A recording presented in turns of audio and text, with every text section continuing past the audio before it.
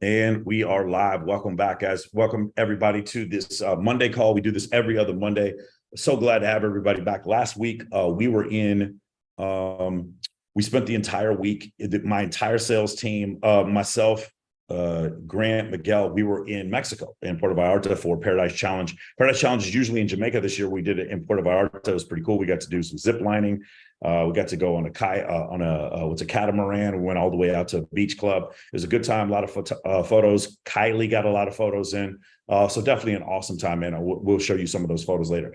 Coming up in 2 weeks is going to be Babes in Toyland. It's going to be October 14th. On October 13th, there's going to be a mansion party for Black Tape Project. It's a Black Tape Project mansion party.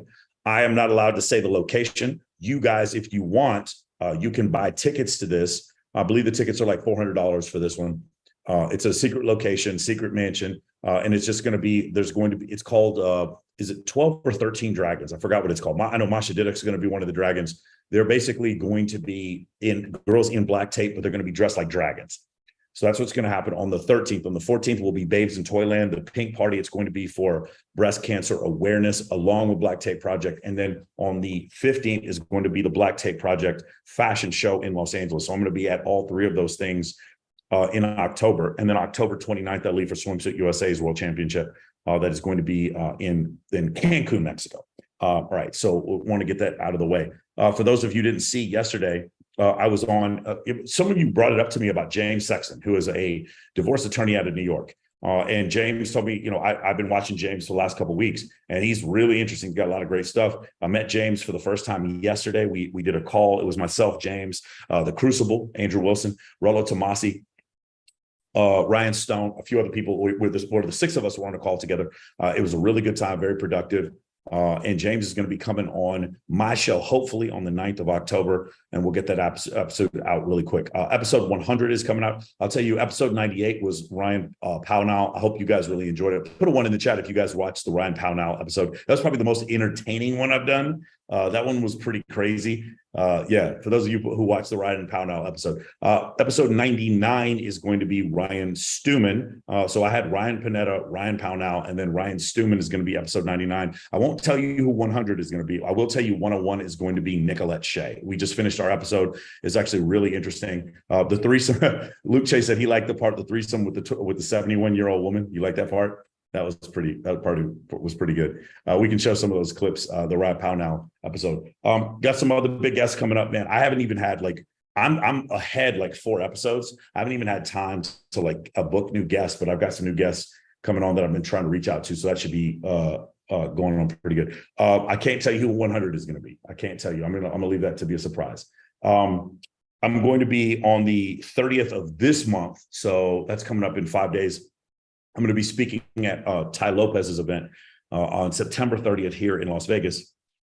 About different things. We're going to be combining offers at some point. I think that's the plan. So his new offer, he's got one for, a wealthy men trying to meet, a dream girl to date. And then we have our offer for Men of Action. We're going to probably do some kind of combination between the two offers at Ty Lopez's event.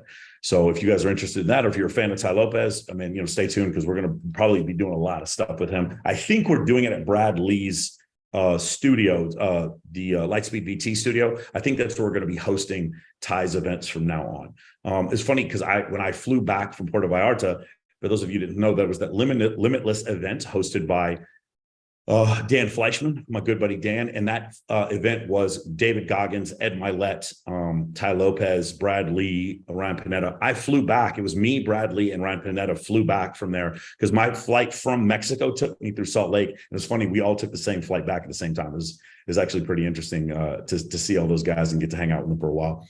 And other than that, the Longhorns won and the fucking Cowboys lost. But other than that, it was a pretty eventful weekend, and I am very, very, very, very happy to be living in the United States and not anywhere else. And I'm very happy to live in a city that doesn't have 99% humidity every day. This place is fucking great. I love this place, and I love my cats, and I'm glad to be home. And awesome. Also, I'm getting mad next month, so we might as well just quit MOA right now. Just kidding. All right, guys, let's get this thing started. We're going to go ahead and start with some of the questions, and then we'll get to some of these other ideas. A couple of things. If you guys want to go over anything to do with the Logan Paul situation with Dylan Danis, I thought it was really interesting. Some of the new discussions that have been out about that. If you guys want to discuss the James Sexton and the divorce statistics, that would be totally worthwhile to do. If you guys want to discuss that missing F-35, that's something I've done a little research into, that missing F-35 that disappeared over North Carolina. Or anything like that. If you want to talk about aliens, or what do I do on my third date, or anything to that matter, or hey man, Michael, I got my levels checked and my total testosterone is 200, or hey Michael, how in the fuck did human beings come from monkeys? Like whatever you guys want to talk about. You want to talk about a human evolution, we can go over that as well. Nothing is off limits while we're here on the Free Monday MOA group call. Let's start with Jeremy. Jeremy, what's your question? And Jeremy, go ahead and unmute yourself. Yeah, so I'm from Salt Lake. Okay, awesome. Vegas originally, right? So when you talk about like evolution between man and woman, but when you add that within like Utah, right, and people being tribalistic and sticking with religion, that's typically where like more of the high quality women would be. What's your thoughts on that? Okay, Jeremy, I don't understand you. So I think you asked the question in your mind, but you didn't actually ask the question out loud. What exactly is the question? Thank you. My question is, how do you... Jeremy, hold on, stop real quick, because you're not in an MOA, so we're going to help you with something real quick. I'd let these other guys unmute themselves. Number one, I need you to be in one still location. You need to be standing or sitting, preferably not walking around fixing stuff in your house. Can you do that for me?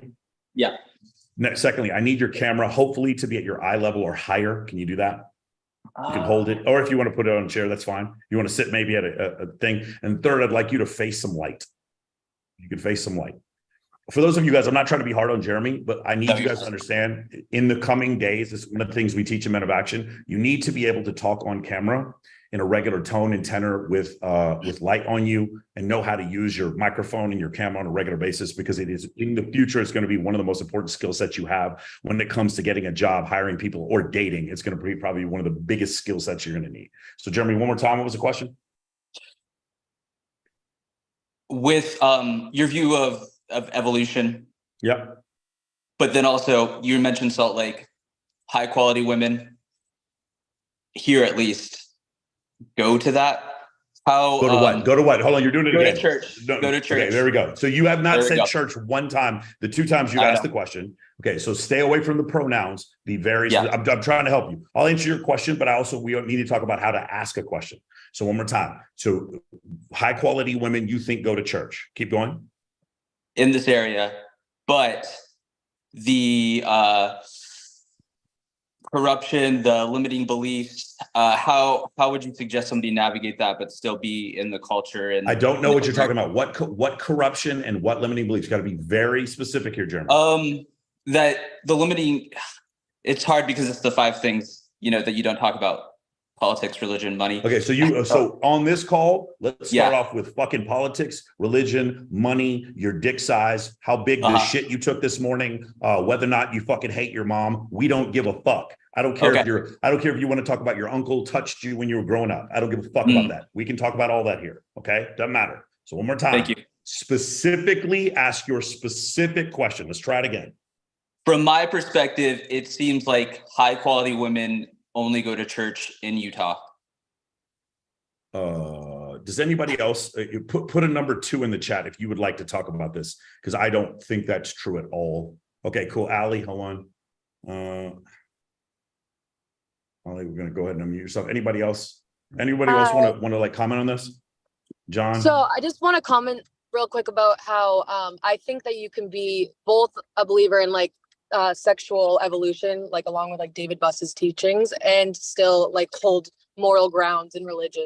And I think that's where I think the best quality of people are gonna kind of get in the middle. They might lean more towards one side than the other, but I think you can definitely take into consideration how, as animals, we have adapted to like want certain resources, especially through wanting to mate, and then also having certain standards or religious beliefs. Okay, Ali. So I understand what you're saying, and I don't disagree, but I think you're confusing two things. Not you, Ali. Jeremy, I think it was, you're sitting there talking about human evolution and then talking about the church and whether or not good girls go to the church. So I'm going to tell you what's happened to the church recently. What's happened to the church recently is that they've been sort of absolving certain, by the way, women and men. They say, hey, you have committed sins. In this case, I'm not even going to, like, as a religious person, I'm not going to pass any judgment, but I'm saying you've committed sins. You have had sex with multiple men. Woman had sex with 20 men, 50 men, 100 men. Okay.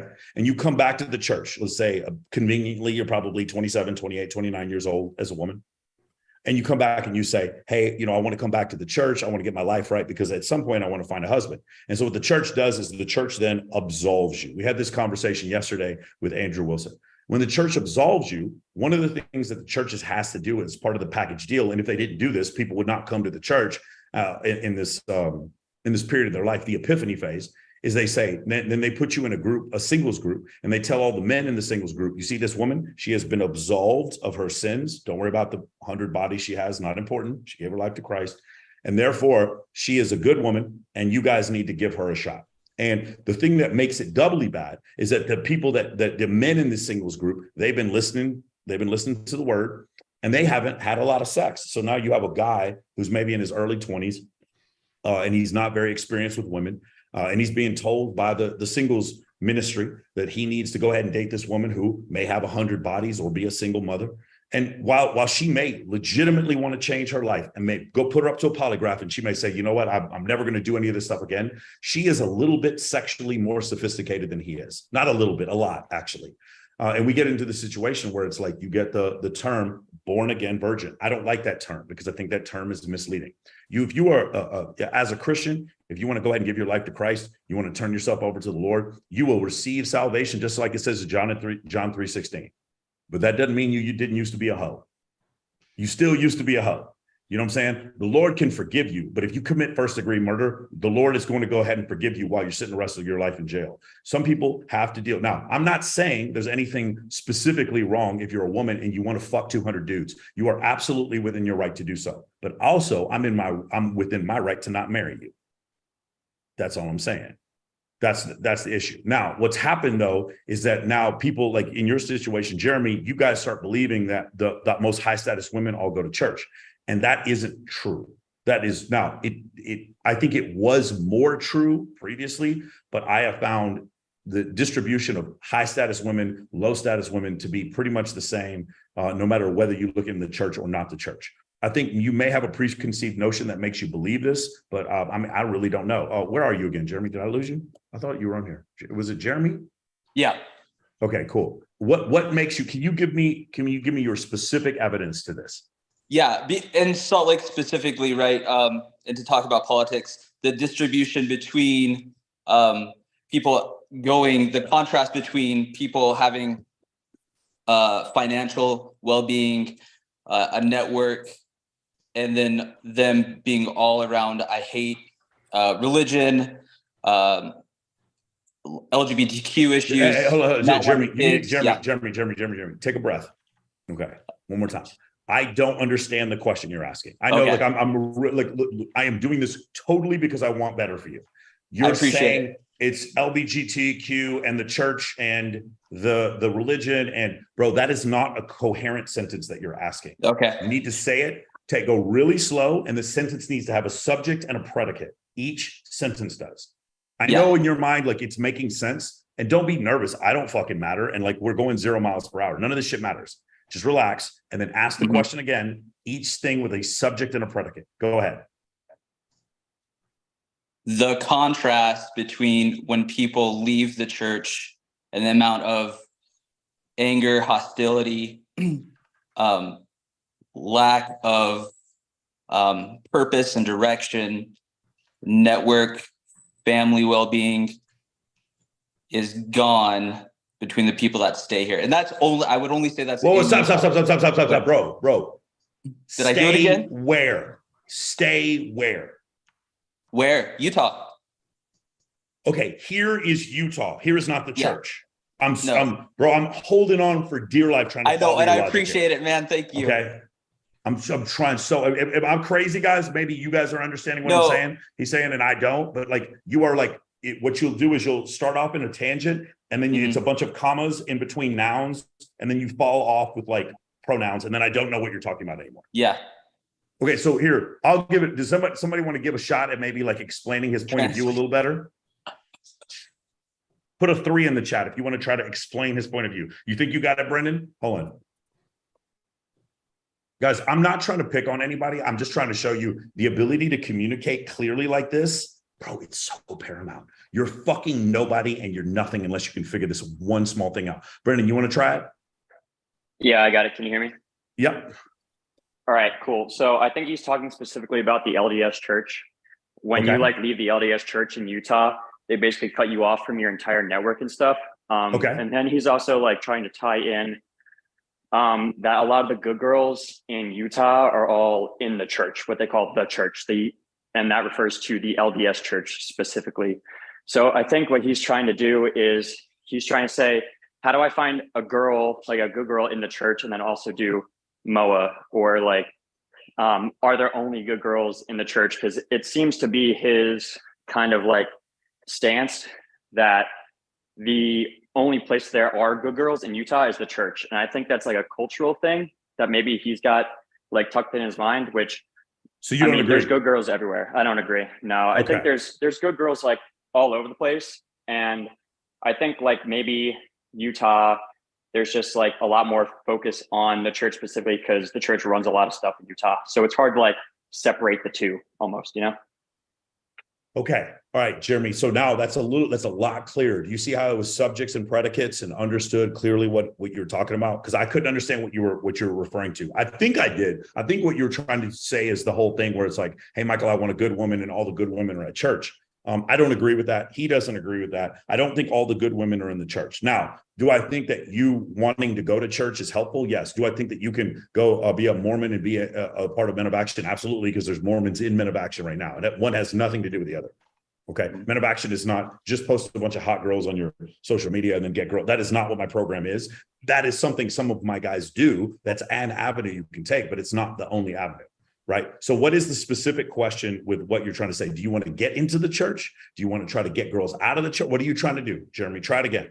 No, I think it's what you already said about Men of Action. Well, I've read Rational Men, right? Rational Men, some of those beliefs. Yeah.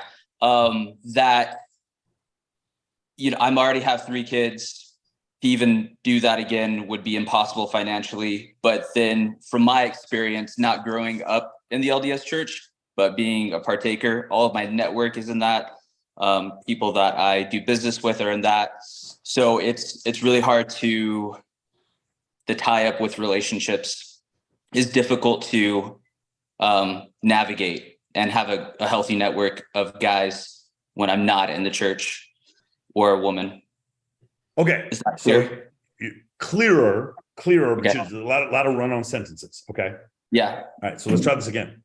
What I think I'm hearing is something to the effect of because you happen to be in a place that has a monopoly, right? Salt Lake City, the Mormon churches, the Latter-day Saints church is pretty strong. You believe that it's almost like the Communist Party in China, where you can't really have a job unless you're a member of the Communist Party. You can't really have a cool social network in Salt Lake City unless you're a Mormon. Is that what you're saying? Because I know a lot of Brazilian women who live in Salt Lake City who aren't Mormon, and they're really attractive, and they have nothing to do with LDS. Okay. All right. So I think a couple of things I would tell you is, regardless of whether or not you're part of the church, being more attractive as a man is going to work with a Muslim woman, a Mormon woman, a Jewish woman, a Christian woman, an atheist woman. Okay. Yes, sir. Does that make sense? Does that make sense? Yeah. I also think that this partition between the church and non-church has become extremely gray. It's not as black and white as it used to be. Even back in the 1980s, it's not as black and white as it used to be. Okay. The other thing I will tell you is people who describe themselves as like non-denominational, not religious at all, only account for about 29% of the U.S. population. But that would mean 71% of the U.S. population goes to church on a regular basis, and we know that's not true. We know that's not true.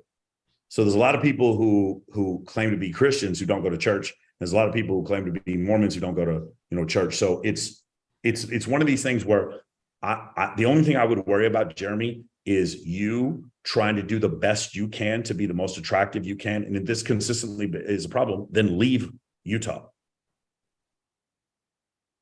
Yes, sir. You understand? But the principles that cause someone to have status don't change just because you're in Utah. Okay. The other idea you could do is join the church. I mean, you could do that too. But I can't change the church and I can't make you not be in Utah, then you're asking questions that there's no answer for. It's like, I want to live in Hong Kong, or it's like, I want to live in Shanghai, but I don't want to speak Chinese. How do I get a girlfriend? I'm like, leave Shanghai or learn Chinese. You see what I'm saying? Got it? Yes, sir. Thank you. The other thing I would do specifically for you in your case is when you communicate with people, maybe it's just like sometimes people get nervous when they come on these calls, or whatever. But I would specifically try to not do sentence fragments that stack onto each other at the end. And I would use I would try just practice for a while, making complete sentences that start and end. And then when they end, then hit period and then another sentence. Does that make sense? Instead of the people, then they go to the church and LBGT and Christianity and stuff like that. And then they leave here. And we're all listening like, what the fuck is he talking about now? Got it? Yes, sir. Thank you, Jeremy. Wait, I do. The answer, well, there, by the way, if anyone else hits me up and is like, hey, Michael, I live in New York and I like the Jewish girls who go to synagogue. Okay. I'm going to tell you that the same attraction qualities for Jewish people are the same for Muslim people, same for Mormon people, because we are all hairless murder apes subject to 178 million years of mammalian evolution, 3 million years of hominid evolution, and 300,000 years of Homo sapien evolution.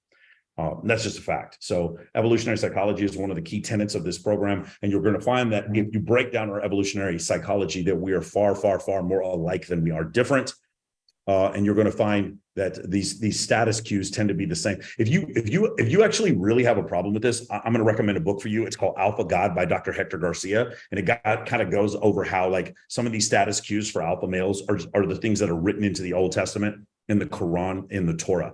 They're actually the same things. So it's very interesting when you read it like that. And then you kind of come to the realization, oh, it was our evolutionary psychology that caused these religions to be the way they are. Make sense? Yes, sir. Thank you. So my answer to you, Jeremy, is that your situation is not unique. So the things that you would do if you weren't in Utah are the same things you would do if you were in Utah. Okay?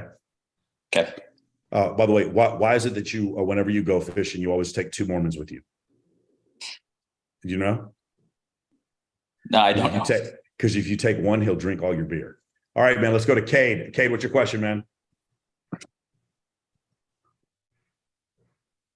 Unmute yourself, Cade. All right. Hey, Michael. I've looked this up, so I have some of your information on the fashion tips for men, just being in shape and everything's going to look better in that. And then on another podcast, somebody said to wear solid colors. I just wanted to get your take on that.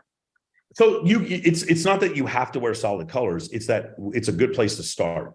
There's a video I think you should watch. It's Justin Waller does. It's like 30 pieces every man should have. And it was just like a certain type of jacket, a certain type of sweater, whatever. There's certain things I don't wear just because I don't care if it's 32 degrees below zero. I can't wear a sweater. I'm just hot all the time. I'm always hot. Something is wrong with my internal thermostat.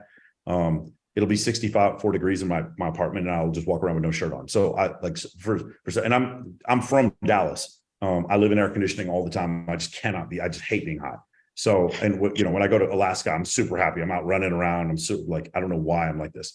But for most people, there's like all these different pieces that people need. You should start with solid colors and then sort of build a wardrobe from there. But this is where people get this really wrong. The Gucci belt doesn't hide your fat gut, Cade. If you have a fat gut, it's not hidden by a Gucci belt. Now, prostitutes may see your Gucci belt and be like, okay, this is a guy I can hit up for money. They may see that. But for the most part, the Gucci belt and the fucking nice watch doesn't make up for the fact that you're fat and look weird and your clothes don't fit correctly. Okay, so a great example would be, you're not old enough to remember this, Kate, but back in like 03, 05, 08, there was this thing called the PUA vest. Put a 4 in the chat if you guys are old enough to remember the PUA vest. All the PUAs that wore hats, they wore boas, they wore wrist straps, and they wore a vest. Put a 4 in the chat if you're old enough to remember the PUA vest. They all wore a vest. They all look like Yeah, you guys remember that. The problem with the PUA vest is that dudes would wear it, the neck tank top, peacocking, exactly. Well, one of the problems with the PUA vest is that they would wear it unbuttoned. And so you had a fat gut and it actually made you look fatter. It was so stupid. It was so incredible, right? Here's another thing. Yeah, here's another problem with what guys are doing. We wear suit jackets because suit jackets have pointed shoulders, right? That make your shoulders look wider. There's actually a piece of fabric out here that goes out a little wider when you wear a suit jacket. A lot of these guys were in like warm weather cities wearing leather bomber jackets. Well, leather bomber jackets round off your shoulders and actually make your shoulders look more narrow, and they kind of fluff out here around your waist, so they make your gut look bigger. So now I'm wearing a leather jacket in Tampa Bay because I think it looks cool. And it makes me look, my upper torso look like a marshmallow. Do you see what I'm talking about? What's important is not how much does it cost, but does it give you that shoulder to waist ratio? So if you guys are like, hey, what are the things that I want as far as style and fashion are concerned? You want V-shaped torso and a wide shoulder to waist ratio. That trumps whether or not you bought the pants from Zara or Gucci. Doesn't matter, okay? Unless you're hitting on gay men, it's not a big deal. No one cares. No one cares where you bought your t-shirt from. Like, again, if you have a nice physique, you can wear the stretchy fucking gym shirt to the club and girls will talk to you just the same. Doesn't make any difference, okay? So guys, I want you to consider this. Now, here's the next thing, Kate. Here's something I wish I knew when I was your age. If I want a better shoulder to hip weight ratio, and you're young, so you're probably not, you don't look like you're overweight. But if I was an overweight guy and I wanted a better shoulder to waist ratio, what would work better for me? How could I get my shoulder ratio better? Where could I add or subtract inches faster? By doing these delt raises and maybe getting a 1/4 inch over the course of like 2 or 3 months, or losing all this fucking fat around my waist. Where could I improve that shoulder to waist ratio quicker?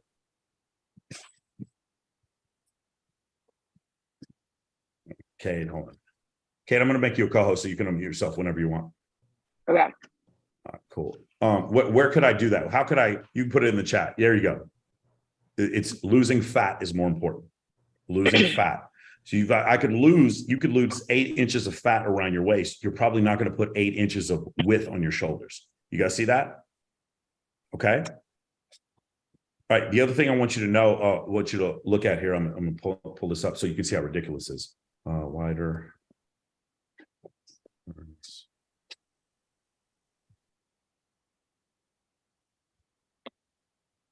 Ready? You guys really ready to like have your minds blown? Watch this right here. Okay, this might be a little grown up for you, but do you guys see the screen here? Researchers from University of Albany questioned young women in heterosexual relationships on the intensity and frequency of their orgasms. The study of the author found that while self-confidence and human income strongly affected orgasm, the largest turn on was having wide shoulders. Does everybody see that? Now, what is wide? Wide is wide in comparison to your waist. It's actually a ratio. This is from Women's Health. Okay, there's several other. This research was actually put in a bunch of different categories. Okay, so that's one of the main things you can do. Women have stronger orgasms if their partner's funny. Ready? Look at this. You guys see this? Women have stronger orgasms if their partner's funny, rich, and broad shoulders. Study finds. Got it? Okay, in case you guys want to sit there and argue with me about this. No, Michael, I do hardcore cold approach. I spin girls around and bark at them. Roof, roof. Self-amusement. Okay, that's fine. I'm just going to go with the science. Got it? Beautiful. Sound good, Kay? Yes, sir. The other thing I wanted to tell you is I had my first experience of just having a blast with the female teammates. This past weekend, we had a school event and everybody was coming up to me afterwards like, Kate, how are you talking to all these girls? How are you interacting with all of them? Why are you friends with all of them? I'm like, hey, man. So they all listen, Kay, don't have too much fun. You're like 15 years old or 14. Let's wait a couple years before you have some fun. Okay. Yes, sir. Thank you. And listen, I know how it goes in Texas. I don't care how pretty your social studies teacher is. You don't go on a date with her. I don't care what she says. I don't care what she does. You stay away from those older women. I already know what's going to happen to you, Kay. Stay away from them. Okay. Yes, sir. Nice. Beautiful. John D, what's your question, John? D? No, John D. Perfect.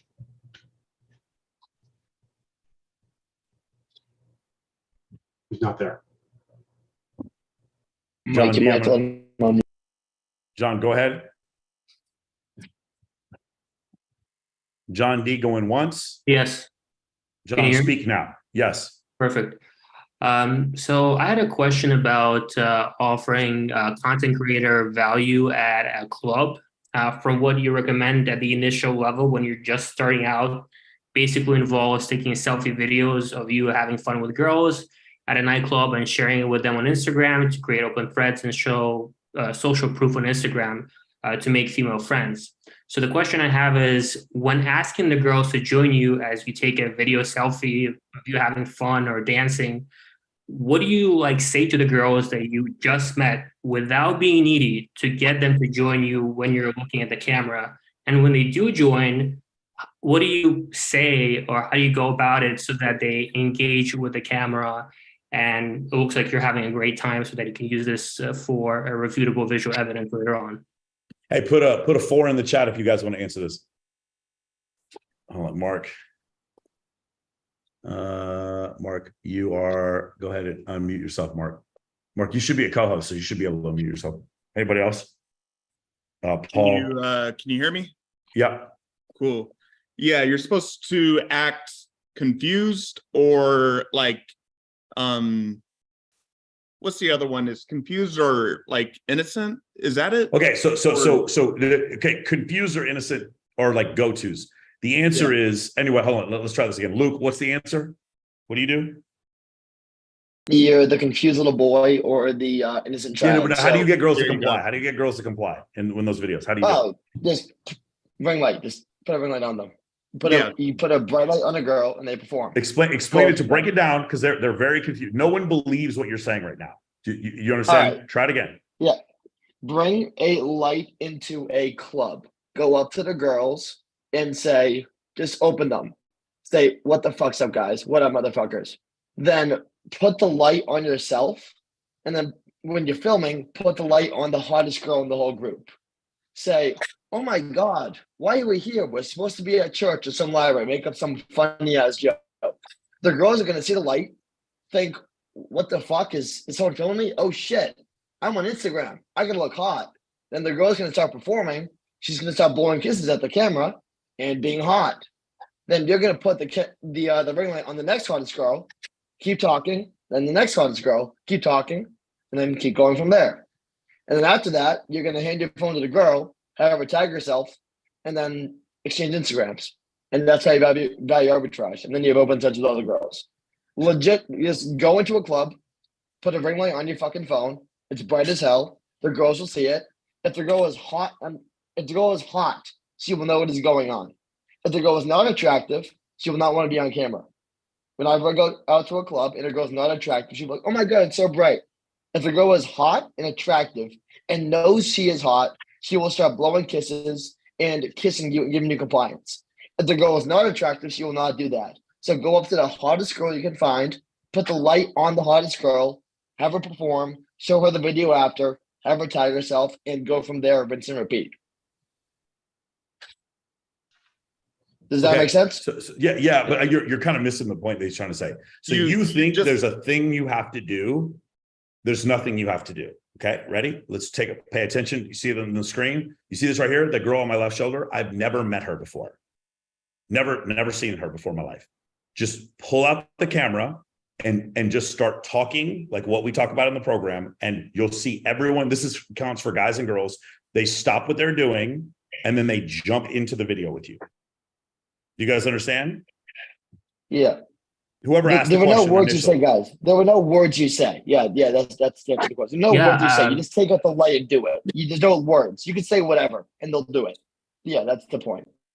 That's awesome. Yeah, thank you for clarifying. And Luke, that was like very helpful, like the details step by step. And Michael, also that you may not need to say anything at all, and they're just gonna know what's going on. So it seems like you don't really need to build a rapport or really get to know them before you do that? It could just be like okay. All right. So I need you to see something. You see my girlfriend right there in the video? That's the first moment we met.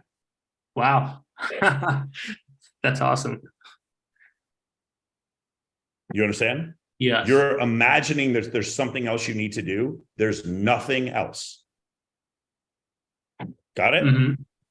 Yeah. And then as a follow-up to that, if you kind of go around the club and take videos with different girls having fun, will some girls who see you do that maybe perceive it negatively, or they don't care? They're just are focused on what they're doing. One of the things we talk about at Men of Action is we got to stop caring about what worthless people think. Who fucking cares? The answer is no, unequivocally no. No one will remember you. The answer, honestly, dude, is if you pulled your dick out, laid on the fucking floor and started barking and slobbering on yourself, no one would remember the next day. That's the actual answer, but I'm not even going to give you that answer. The answer is these people do not fucking matter. Their opinions are fucking worthless. Stop worrying about whether or not they think anything. Yeah. Okay. Now, if you do something that's uncalibrated, then someone who cares about you is like, hey, bro, your breath stinks. That's a calibrate. Okay, now I should care what they think. But they're not trying, as long as it's honest criticism, it's fine. But otherwise, like, they're just NPCs. Exactly. Like, they don't matter. Do people care? Let me tell you something. I've had 700 guys go through this program. And frequently, usually around a couple months in, Luke's a great example. Hey, Michael, I've been doing this and I'm getting incredible engagement from women that keep hitting me up. But there's these girls that I was friends with, I used to hang out with, and they're just like, hey, Michael, hey, Luke or whatever, Michael, you've changed. And because you've changed, like, I don't really like it very much. And I wish you would stop doing this. And you go out there and you look very try hard with all these girls. And then I was asked the question, I was like, okay, Luke, did you sleep with her? And he's like, yeah, of course I slept with her. Okay, so say one thing, do another thing. Do you see how they're different? Yeah. Stop listening to people's worthless opinions. Awesome. And just one last question about this. When you do take the video, you have them tag themselves in the story there and then, and that watch this. Ready? It's an open thread. I just got through doing the video. Watch this. Watch everybody. Watch this technique. Is everybody watching? Ready? Here we go. 1, 2, 3. I'm going to do it again just so you guys can see. Okay, cool. Thanks for being in the video. I don't even say any words, guys. I just hand them my phone just like this. Does anybody know what happens when I hand them my phone? They tag themselves. They tag themselves. Okay, don't even say tag yourself. You just go like this. You make the video and you go, hey, you just hand them your phone, just like that. And then they tag themselves. Tell me if what I'm saying is wrong. Don't even say tag yourself, because women get it. The reason why some of you guys are on this call is because you realize other people get it and you don't get it. And you don't know what's going on with the world and social media, and it's so fucking confusing. That's why you're on this call. For some of you, not all of you, but some of you are in that place. Women don't ever have this problem. Women always get it. Women are always invited to the best parties. Women, especially attractive women are always more socially calibrated than you because they're always approached by more people than you are. Women are already in the club you're trying to get into, so they get it. So when you hand a woman your phone after you make a video, she knows to put her IG handle in your video. She doesn't, there's no question. You don't have to ask her to do it because other people who get it would have already done that with her. Does that make sense? Yeah. Thank you for the John, one other thing, when you take the ring light out, you'll start to notice other girls will want to use it. So other girls will just come up to you and just like ask you to take photos of them. It's really funny. Like, you don't have to like talk to any other girls. There's girls will start coming up to you, like pulling in your shirt and saying, can you take a photo of me? Can you take a video of me? And then you'll just get like 20 Instagrams in one night. Just bring a ring light out and like experiment with it. Like, don't say shit. Just go out, like get 2 girls to take a video or photo with you. And then for the rest of the night, you'll probably have like 9 to 20 girls come up to you and say, can I use your ring light? And you'll probably get like 15 Instagrams. It's just going to happen. That's awesome. Thank you.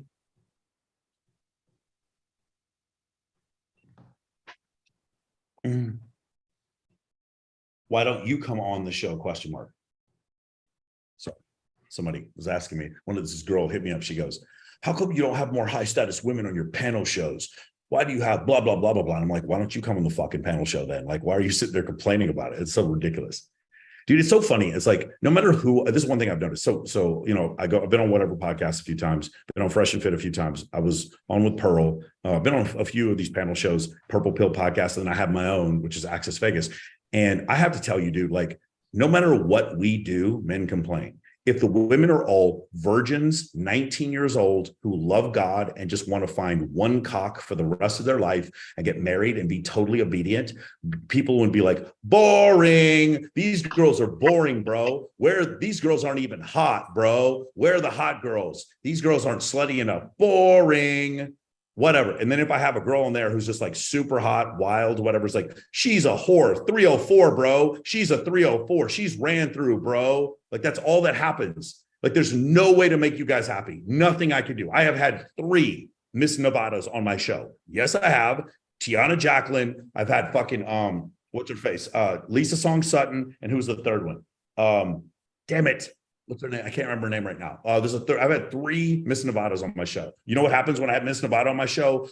Who's that ran through hoe? No one would like her, Michael. She's for the streets, Michael. Like, nothing you can say. I don't care what I did, bro. I don't care if I had girls who look like Pamela Anderson, who were fucking 21 years old and virgins. You guys would bitch and bitch and bitch about how these are low status, low quality women. It doesn't make any difference. So they're like, I love America, Donald Trump, apple pie, and giving my husband a blowjob. You guys would hate them all. It doesn't make any fucking difference what I do. Like, and to be fair, I'm gonna tell you something else. Rolo didn't feel this way at first. After doing a couple of episodes and meeting the girls, and he was like Jamie Villamore has a master's degree and like is a professional shooter, and you guys are calling her a whore. Like at some point, like even Rolo was like, this is stupid. Like, you guys are just being dumb, right? So I have a rule on my show: don't complain about the women unless you date women that are hotter. I don't want to hear shit about your complaints about the women. Now, if you want to laugh, that's totally fine. Don't insult them. If you want to say a girl has a high body count and it's probably not for me, totally acceptable. Don't call her a worthless piece of trash. Like, that's just ridiculous. Okay. Beautiful. 1 second. No, Michael's a white knight. He's standing up for him. No, I admit some of the girls on the show are fucking whores. I'm not telling you, I'm not defending anyone. My point is, just the fact that they're sluts doesn't make them bad people. What makes them bad people is if they're liars. Let's do that again, guys, just so we can be real. The problem isn't that Nina Agdal was with a bunch of dudes. The problem is that Nina Agdal is a liar. That's the issue. Do you see what I'm saying? That's my issue. No, Logan, I've only been with 5 guys. That's a liar. I don't have a problem with it. And then what does Logan Paul comes to me and goes, she's only been with 5 dudes. I was like, okay, cool. Crypto Zoo, you'll make a bunch of money and then we'll give you your money back. If like, okay, you're a liar. You guys see how he's a liar? Hey, Dylan Danis, if you show up on October 13th, I'll fight you for MMA. Does anyone want to make a bet on this? I will bet you any amount of money, Dylan Danis and Logan Paul. Logan Paul will never fight Dylan Danis in an octagon in MOA. Is anybody stupid enough to believe that? I have no idea what's wrong with you, right? It's okay. People who make bad decisions, not bad decisions, I'm not going to call them bad decisions. People who make decisions that are different from your decisions aren't bad people because they make different decisions, okay? All Christians shouldn't think that all Muslims are pieces of shit and vice versa, okay? I don't think that. I'm a Christian. I think Kareem Abdul-Jabbar is probably the greatest center who's ever played basketball. See how I can just have 2 thoughts in my mind at the same time? But just because they don't make the same decisions you make, we shouldn't judge them for it. But we can also judge ourselves and we can have boundaries. If a girl's been with 200 dudes, I don't want to marry her and I don't want to be in a relationship with her and I don't want to have kids with her, okay? You see how those 2 things can be different? That's what I'm trying to express to you. I just got kicked out of the red pill community for what I said. I just got an email. I've been kicked out of the red pill community because I had temperate beliefs about women. Holy shit. Get out of here.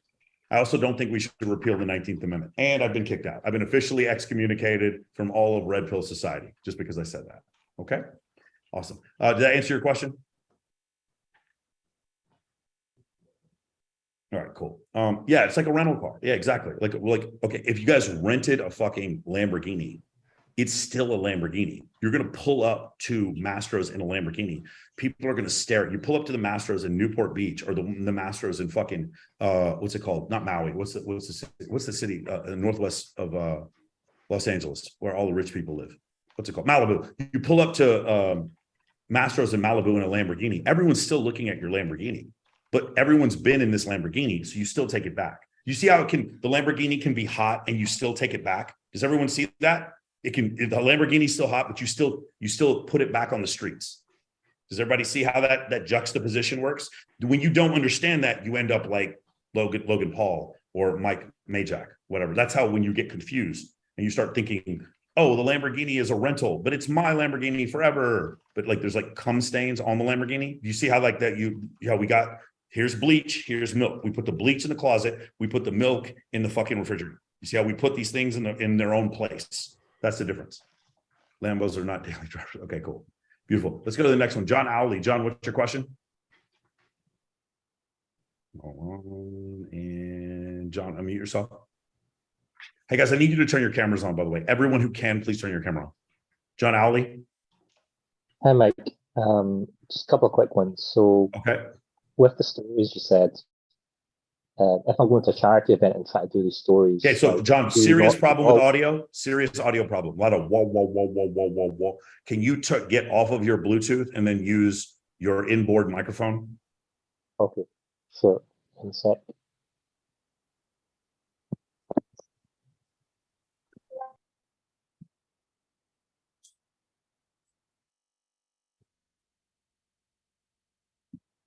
Go ahead, John.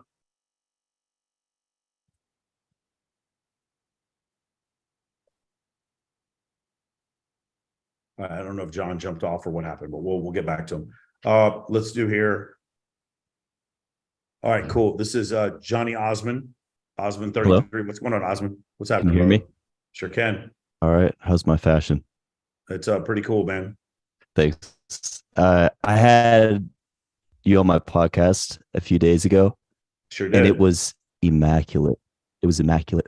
What are some learning? I want to know what some learning points you discovered from rereading Evolution of Desire by David Buss. What are some learning points? I'm actually rereading it right now. I know. And one of the things, let me see here. What is this? Some of the stuff here. The concept, just going over a couple of things here. Women look at men as a success object. Men look at women as a sex object. Women are 100 times or like 100% more concerned with a men's ability to obtain resources. By the way, this is other animals as well.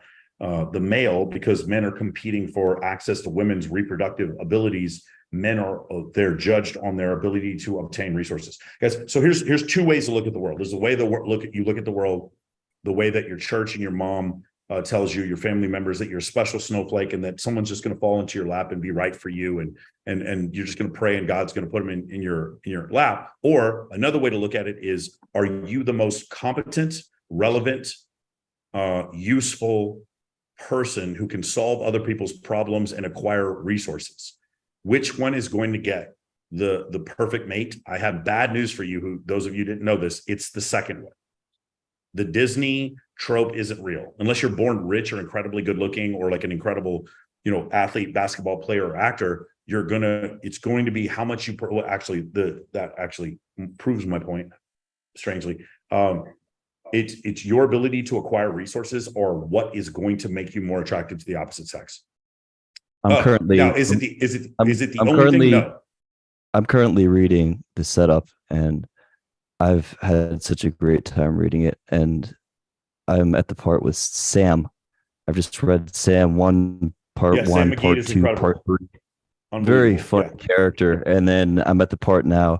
There's a quote in there that really stood out to me because there was a part of my life where I wanted to be maybe like a C or D list celebrity. But Dan Bilzerian said his dad told him, you either want to be super famous or you want to be not seen at all. And I'm more towards the idea of actually being very famous because it provides you immunity, he said. And I thought, ooh, that was really cool. So I think another way to say it, and I don't know if his dad would agree with me on this, is you want the wealth you derive from your fame to exceed your fame. That might be another way to say it. So what you don't want to be is like a 90s child actor who was really famous in the 90s and now today like can't get a gig and has no money. That's like the worst kind of famous, right? Yeah. What you would like to be is like Jim Simons. Jim Simons is famous if he goes to a hedge fund meeting, but Jim Simons can walk down the street and Jim Simons is probably worth $40 billion. That's like the right kind of famous. Does that make sense? Yeah, Jim Simons is like famous enough to where anyone would let him speak. Like, there's no podcast Jim Simons couldn't get on because he's the leader of the Medallion Funds, the hedge fund that's like never lost. Jim Simons could make one phone call and get a Joe Rogan. Okay, Yeah. like he's got the fame from competency, and his money outreaches his fame. That's what I think. That's more what Bilzerian's dad was trying to say. Now, the other thing you have to understand is about Bilzerian's dad was famous for breaking the law, so that was the wrong kind of famous. You see what I'm saying? Yeah, I know exactly what you're saying. Okay. So yeah, no, it's interesting. But I think if your wealth or your wealth creation exceeds your fame, I think that's the sweet spot. Yeah, I agree. Yeah. Because I wouldn't mind being, Ryan Panetta famous. He's a little bit more famous than me, or Bradley famous, or Wes Watson famous. There's nothing wrong with that. There's nothing wrong with that. All right, cool. Does that answer your question? Yeah. A couple other things, dependable. So industrious and ambitious men were more attractive to women, and men did not care if women were industrious or ambitious. Let me see here. We go over a bunch of stuff. Men disqualifying Jew woman. All right, cool. Yeah, there's a bunch of notes that I took down. I have to go back and read them, but I'm going to compile the notes together. Maybe next time I interview Dr. Buss. You should watch my interview with Dr. Buss. That's another thing. And my interview with Dan Bilzerian. I would highly recommend those two. I watched the one with Dan Bilzerian, but I'm going to watch the one with Buss. For sure. Awesome. Toyin, what's your question? Can you hear me? This again. Hold on. Toyin. Hello? Toyin. Yeah, go ahead, Toyin. Hi, Mike. Once we meet our female friends, because there's like at least one or two women I'm thinking of that I met at the shoot who really like me. What types of like things can they do for us? Like, what type of things should we delegate to them? Like at social events or future shoots that we do. I don't really delegate unless it's something specific, right? So a great example is my birthday coming up next week. There's a group chat with a lot of girls that are sort of involved, and they're sort of helping each other out. So it's going to be, Kylie is in charge, and then Shar, because, Shar's been working with me for a while, and then Kaylin Franca, because Kaylin, usually she handles the cake. Shar is going to handle the photos. Kylie's going to handle the theme. And then there's a couple of other girls, like CJ Sparks will come in town and she'll help with this. She might be able to get us a comp somewhere. They come together, but that's a rare occasion where you're going to find that. For the most part, the thing that I ask women to do is introduce me to other women, get me into places. That's it. That's the only competency I really need. Or share something on social media to promote something like, so for instance, like a charity event or something like that. And that was my other question. I don't want to ever charge the models for the photo shoot, but like people like Hugh Hefner, the Playboy symbol. Dan Bilzerian has that, like, I think like a bull or something like that those women wear. Yeah, the goat. So like, can we like make some type of like merch or merchandise so we can like at some point like monetize the shoots, because women eventually will give us shout outs and things like that. And like what are your thoughts on that? Or should I just not think about it? Yeah, I highly recommend you don't. So as soon as you're probably the 40th or 50th person to ask me, 40 or 50th, 140th person to ask me about monetizing the events. I recommend that it's absolutely positively the last thing you do is try to monetize the social events that you're doing in Men of Action. The reason why is, so for instance, I'll give you an example. Hey, buddy, hold on. Ellie's over here. Ellie hasn't seen me all week because I was in Mexico. The reason why I say that is because, well, let's just say on average, you're just new to this, and we're going to say objectively that you get girls that come to your shoot that are like a 7. You're going to get girls that come to your shoot that's a 5 or a 4 once you start charging. That makes sense? No, absolutely. You're right. So I can't make merchandise like, not selling, like, not charging women. Torian, hardly anyone would buy my merchandise. I don't think it's a good idea. Yeah, a lot of you guys are like, what you're doing is you're asking me, hey, Michael, can you help me with step 83? And you haven't done step 4. You're not, Torian, like there's a million other things I'm teaching you in this course to build your social media brand before we get to the point where you get to merchandise. You're not there yet. Okay, thank you. And last question. I have a friend who is supposed to come to my apartment to greet the women after the photo shoot. She doesn't want to be in the photo shoot, but she wants to just be at my apartment for the after post shoot social. Is that okay? Of course. What wouldn't it be? Well, I just trust your judgment, and you're doing everything I want to do. So I just like to run things by you, even if it's like something small. So yeah, I really no, for sure. I appreciate your insight. Thank you so much. Yeah, just like if I do a comp like for my birthday and girls bring their like mom and their mom is like 55 years old and overweight, I don't say no, don't bring her. I don't care. I really don't care. Like, and I'm gonna tell you something else. This is gonna blow your mind. I don't give a fuck personally about the ratio, the 7-to-1 girl to guy ratio. I do that because when you guys do that, you'll find that it's way easier for you. But if I'm there with Kylie, I could not care less if it's 1-to-1. I'm not so insecure that it's like, no, men are gonna steal my bitch. I don't feel that way. So I don't give a fuck. If dudes are cool, fuck it, have dudes there. I'm not talking about you, Toya. I'm just saying, like in general, like a lot of guys are like, and I get it, right? If for my birthday, obviously it's going to probably be 80 girls and like 5 guys. Don't get me wrong. I'm not saying that it won't be like that, but I'm doing that. That's more, just so you know, like my birthday party is more of a political thing. It's like sort of a gift back to the nightlife community here. It's like, I take one weekend day when they need help with, with outreach and industry shit. And I show up with 80 girls and they're like, thank you, Michael. And then when I ask for something later on during the year, I can ask for a favor because I gave them a favor. Does that make sense? That's why I do my birthday. Well, like I was explaining that to my girlfriend. When we go to, on Wednesday night, we're going to go to a secret place, which I'm not going to say. And when we go, that's actually my birthday. Guys are going to be there. Girls are going to be there.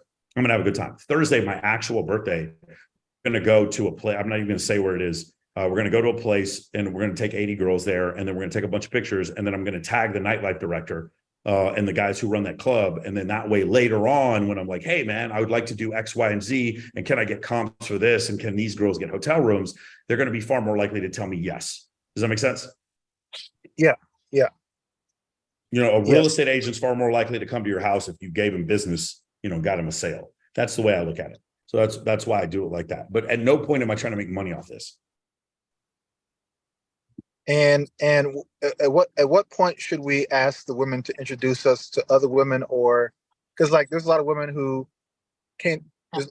Like 7 women came to my first shoot, but there's a lot of other women who follow them who I want them to invite. So should I just send them a text message saying, "Hey, I saw this person." Just real simple, more evidence, fewer words. If I know that I'm providing what I say I'm providing, I'm going to do a photo shoot at a mansion photo shoot. Let's just say out here on the west side in Vegas, out in summer. Get an incredible mansion, go out to the mansion, top tier photographers. They got food there. The photos come back. The photos are incredible. If I do that, then I don't need to explain to another girl to come to my photo shoot. I could just show the photos. Remember, write it in the chat, guys. What am I about to say? More, write it in the chat. Your words. Okay, what is it? There you go. For the guys who are new to MOA, don't know about MOA. More evidence, fewer words. If I have to explain why my party's good, that means my party isn't good. I need to be able to show you. In MOA, we don't talk about it, we be about it. I shouldn't have to explain to you that I have a good party. I should be able to show it. If I can't show it, then one of 2 things happen. Number 1, I did not take the proper videos and photos to document the party, or number 2, my party was shit. Either way, it's my fault. Remember extreme ownership, pillar 3 from the leadership pillar, extreme ownership. It's my fault.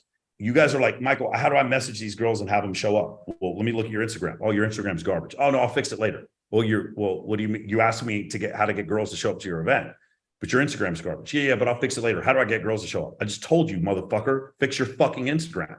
That's why it's not step 6, it's step 1. Fix your fucking Instagram.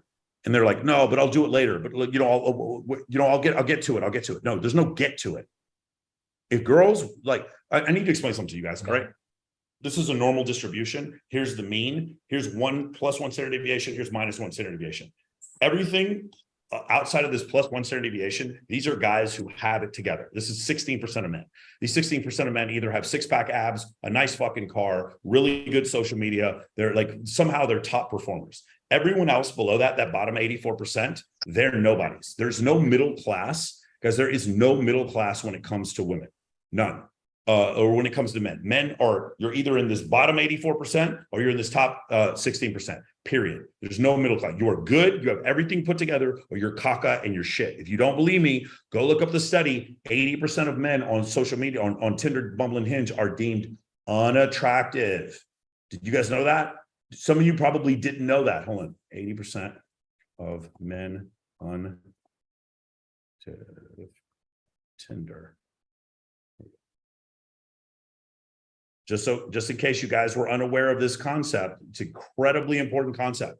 Women are much more selective and find 80% of men unattractive on dating apps. Per recent research, at this point, just about everyone has some kind of experience in the dating app world, whether it's brief, let us define our spouse, okay? Women are much more selective than men. Ready? So here's some of the numbers.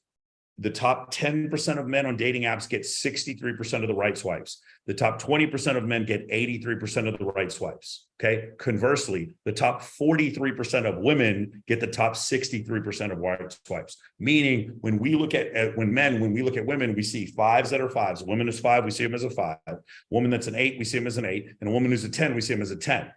The way women look at men is a guy who's a 9, she sees him as a 5. And a guy who's a 10, she sees him as a 9.5. And the only 10 is Drake. Okay, that's how women look at men. And everyone else, a guy who's a 7 is a 0 to her. Women take that whole scale and push it way to the left because 80% of men are deemed unattractive. So you might be saying, well, Michael, I'm not tall with blue eyes. That's not what I mean. Unattractive has to do with the way you dress. Remember shoulder to waist ratio? We talked about that before. How do you speak? When you're talking to a girl on FaceTime, are you like this? Hey, so I just wanted to let you know. So you can see like your fat ass neck and you're like, hey, I just wanted to just turn the fucking light off, and you're like some dark ass room and you look like you have like a dead body hanging behind you. You look like some French journalist that was captured by Hezbollah, about to get your head cut off while you're talking on the fucking phone because you have no idea what the fuck you're talking about. You look like you don't get it. Guys, I just need you to fucking get it. Like, the thing is, there are women out there that literally, they'll go out with you and they'll say things like, yeah, he should just know to open my door. Now, they'll never tell you this. You know who will tell you this? Me. That's what you're here for. Because you guys, some of you don't get it, and it's not your fault because the world taught you to not get it, or you grew up without a dad who didn't know how to get it, or an uncle who didn't know, and it's not your fault. So I'm here to help you get it. This idea that you're going to talk to women on just by going up to them in a bar and using Facebook means that you don't fucking get it. When you show pictures of you with your buddy like this, or pictures of you like there's a selfie with you and Tom Brady on your fucking cover photo, your main profile picture, and Tom Brady's just kind of like looking away like this, like, who is this weirdo standing next to me? And you think that that should be your profile picture? You don't get it. And it's clear to women. Women are so, put a 1 in the chat if you play basketball. If you ever play basketball, if you're good at basketball, put a 1 in the chat. Any of you guys who? I'm not expecting to see a lot of 1s because for some reason you guys don't play basketball, and I don't know why, because I've never met a single guy in my life who plays basketball and is bad with women. Not one, ever, not ever one in my life, okay? Now, here's the thing. When you guys are playing basketball and a guy walks up and he's dribbling like this, he goes boom, boom with 2 hands, and he's like this, and he's like looking at the ball, and he's looking down at the ball while he's dribbling. You know, in less than 1 second, you know this guy sucks at basketball. You know immediately when you see him come up the court, dribbling and looking down, he sucks at basketball. But somehow you think that you can fake it when you walk up to a girl and I'm Mr. Cool motherfucker, and she's not going to figure out that I'm a weirdo. She knows immediately you're a fucking weirdo. Just like you, when you see a dude who can't hoop, you immediately know a dude can't hoop. You immediately can tell in 1 second a guy can't hoop. Why? Because you play basketball with hoopers. You know, when you see guys who can hoop, you know what they look like. Or you watch NBA basketball, and you can tell. You look right now, you're like, who has better handles? Does Dwight Howard or Kyrie Irving? In 1 second, you can say, well, Kyrie Irving has better handles. You know immediately. It doesn't take 5 seconds, but women can see that with you. But you don't go to the gym. You still walk like a duck. You have no fucking internal self-confidence. When you talk on the phone, you're weird. Your fucking social media is weird. Guys, I'm telling you right now, man, when an NFL team drafts a guy first round, what do? They start looking into his past. They start interviewing his girlfriend. They start looking at what family he came from. They start looking at social media posts. Okay, that's what they do, because the guy has to have no like skeletons in the closet. This is how women are with you, because their ancestors 50,000 years ago, when a woman would have sex with the wrong man, what would happen? Put it in the chat. And 50,000 years ago, if a woman fucked up and had sex with the wrong man, it's not like Nina Agdal where she gets embarrassed on Twitter. If a woman has sex with the wrong man 50,000 years ago, what happens to her? Chris Adams got it right. What happens to her? What happens? Tyler got it right. What happens to a woman who picks the wrong man 50,000 years ago? She fucking dies. She's ostracized from the community. She dies, her child dies from having sex with the wrong man, from picking the beta male, from cheating on her husband, whatever. So women are more picky than you, and they're more calibrated than you. So you can't fucking fake it. So instead of using pickup to try to convince a girl that you have status, why not just have fucking status? How about that? How about stop faking it? How about we just actually do the things that give us status? No, Michael, but I'm not tall and good looking. Well, that's not what it's about. Because if we want to learn how to gain status, we can just read David Buss. We could actually just read Dan Bilzerian's book. There's so many ways. We could read Rollo Tomasi, or we could just watch all the testimonials from Men of Action. We can see it in 2 seconds. It's all right there for us. There's a blueprint. I made it so simple, and it's completely based in science. You guys don't know what I'm talking about when I talk about pre-selection. Take a second. It's like, Michael, what he's talking about isn't scientific. Oh, really? Take a second and look up sexy sons hypothesis. Sexy sons, which is the concept that women who see men who are attractive want their genetics because they want children who are going to be attractive so that those children will have children. Sexy sons theory. Okay? Yeah, exactly. Mate by Jeffrey Miller and Tucker Max. It's another good book. Pre-selection, which is mate choice copying. Look up mate choice copying. These are concepts in evolutionary biology. They're real. They're undeniable. I'm not sitting here telling you about some anecdotal story about when I was spinning a girl around as a pickup artist, barking at her and shit, laying in the middle of a street because I was trying to prove that I don't give a fuck what other people think about me, or the 60-day challenge where I don't take a shower for 60 days and go up and talk to women. You don't hear me using any of that stuff because it's not scientific. But I do talk about pre-selection, which is mate choice copying, because it is scientific. Okay? This course is about using science to generate status. That's all this course is. If you didn't know, now you understand. And there's no ambiguity when it comes to it. And it never doesn't work. It works every time it's tried. That's what the difference is. That's why you guys want to know something crazy? More cold approach guys are now reaching out to like whatever podcast, no, maybe not whatever podcast, like Alex Playing with Fire and what's this called? Purple Pill. And they all want to debate me now. I'm not reaching out to them to debate them. I don't have to go through their social media because I don't give a fuck what they're doing, but they all want to debate me. I wonder why that is. I wonder why they're all coming after me. They get on these calls and the first thing they do when they debate me, they have to explain away my client's success. I don't have to explain away their success because they don't show any. I don't have to explain away their shit. They have to explain away mine. Interesting. Anyway, cool. I just want to go down that path a little bit. But it's very frustrating to me when people don't grasp that concept. Okay. It is frustrating to me. That's your opportunity to do the best that you can with women. Okay. Let's keep it going. Don Juan, what's your question? Don, go ahead and unmute yourself. Hey, what's going on? Can you hear me? Sure can. Hey, Michael, I have a few questions for you. I was trying to join MOA, but right now I can't afford it, but I'm trying to save up for it. I got like 7 questions. I don't know how many of them you can answer, but let's go as fast as you can, man. Yeah. Number 1, is there a minimum income that you recommend that guys have before joining MOA? I just recommend a minimum income, period. I think what you need to do is take a job, whatever job you need to take, whether that's like minimum income for me is Uber driver. Okay. Everyone right now, if you're listening to this and you're making less money than a guy driving Uber, then start driving Uber. Okay. That's because I know guys who like can feed a family now, not anywhere, not in Manhattan, obviously, but like in some cases, maybe their wife works and they can feed a family driving Uber. So if I had a buddy of mine, he was an engineer. He was one of the clients. And he was making less money per hour than an Uber driver. I was like, you got to quit your job. Now, that's number 1. Number 2, whatever the job is that you take, Try to get one where you can put one of these things in your ear and then start going through the book list on audio. Okay. $100 million offer, $100 million leads, Think and Grow Rich, How to Win Friends and Influence People, 4-Hour Work Week, Way of the Wolf, Extreme Ownership, Dichotomy of Leadership, Rational Male. You need to bang out all of those books. Before we get to the income thing, what we need to do is do the educate thing. Let's do the educate thing before the income thing. Once we do the educate thing, then here's what we want to do. We want to identify a problem that isn't being solved, and then we want to solve that particular problem. Because that's how you're going to get wealthy. Then what you're going to do is like, here's the minimum income you need, but as soon as you solve a problem, you're going to 10x that income, whatever that is. Okay? Whatever that is. So what I want you to do, instead of me giving you a minimum income, I want you to, number one, say, am I making at least as much as an Uber driver? If I'm not making as much as an Uber driver, Uber Eats or whatever, then that's the first thing you need to swap out. If you're one of these people who's like, well, I prefer not having people in my car because people are messy, then do Uber Eats, because Uber Eats doesn't talk back to you. You still got to get out of the car and deliver, but Uber Eats, you can listen to audiobooks.